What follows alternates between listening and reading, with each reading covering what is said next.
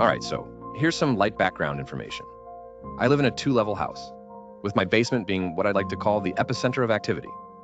On several occasions, day or night, inexplicable noises and voices are emitted from the pitch-black guest room at the back of the basement hallway. So on this night, a night in late July, I was sitting at my desk in my room, tapping away at the keyboard. I'd gone to the bathroom not much earlier and had mistakenly left on the light. As I was sitting there typing, a hulking mass glided past the doorway, projecting a shadow on the wall. I'll admit now that I have a very animated imagination as I write many stories, but I swear on all my accountability that this was a vivid experience.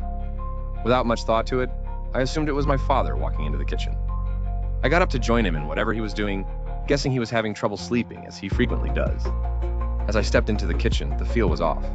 It felt as is the room had a dense layer of fog shrouding it. I surveyed the still, dark room and saw no trace of my father. Instantly, chills ran up my spine as an odd feeling consumed me. The weight of my body instinctually shifted to the balls of my feet.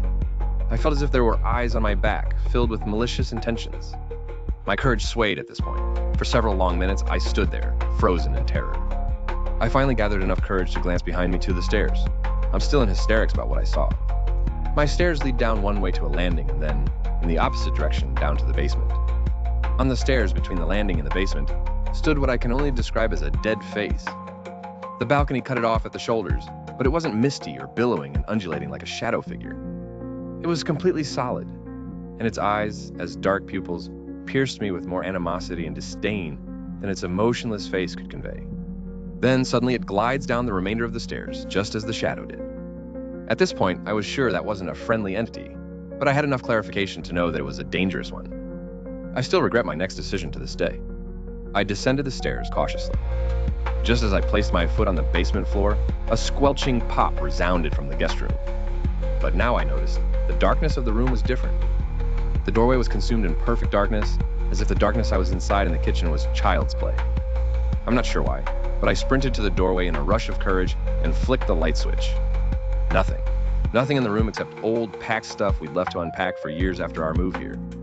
I fell to the floor in a heap of depression and began to sob and moan, loud enough that my father came rushing down the stairs to find me curled into a ball in the doorway.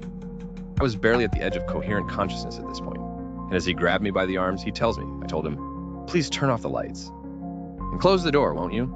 After that, I collapsed into a pale mess of limbs, and he had to lug me up the stairs. If anyone has any answers for me, please don't be shy to share, because the activity has followed this tempo for 3 years now, the original happening occurring when I was 14. I have no qualms with possible skepticism, because if I heard this happen to any other person,